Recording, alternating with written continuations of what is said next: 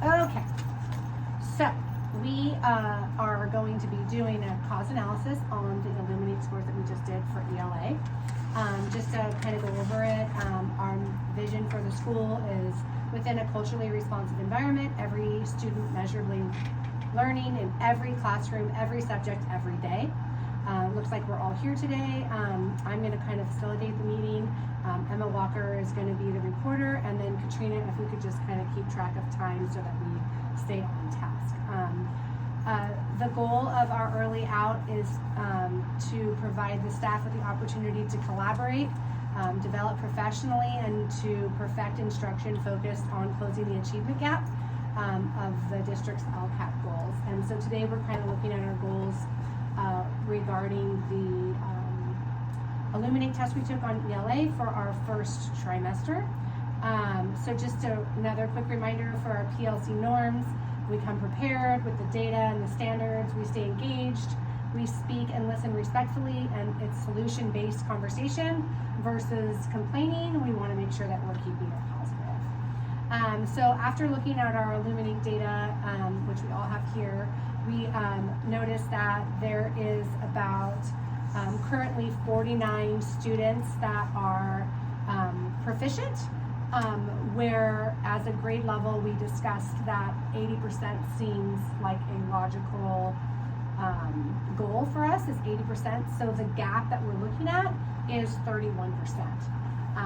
So I think maybe first we should look and see maybe why we think that these scores were lower than we had maybe anticipated. So just we can kind of throw out ideas like what are some influencing factors that may have contributed to the current conditions, like what might have happened that they might have not done well. I know we talked about the whole pandemic and distance learning played a big role in that. Do we have these questions accessible that we can look at to see which ones they missed? Yeah. We can just pull them up. Okay. What other reasons might there be they have not done well? We talked about just some of the questions are inference. so the inference questions.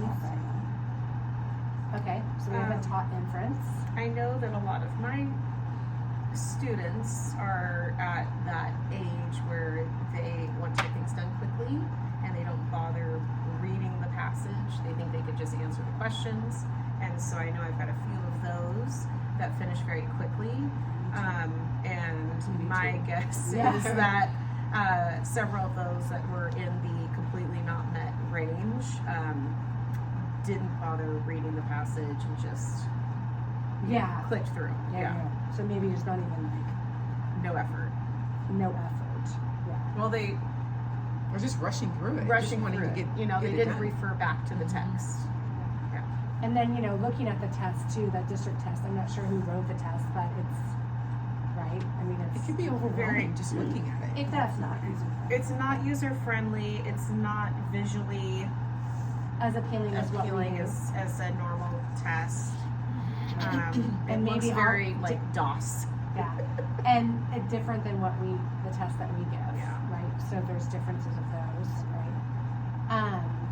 So like looking at those, right? So we have that we don't teach inference because our current manual doesn't teach inference in the beginning of wonders. There's not as much effort that should be put in. The test isn't as appealing as what we have. Are some of the things that we talked about. So, and then we talked about the pandemic, right? Just the holes that they may have. So like, if we're looking at, each of those things, right? So like the tests, like what are some causes of the tests not looking alike? Maybe we could talk about, like, since grouping causes will help to prioritize those that have a great impact. One way to do this is to group sources or location of the cause. So like the pandemic, there's really not much we can do. Right. Right? We can't really do much with the pandemic. That's just like a global, right? But the test looking differently, like could we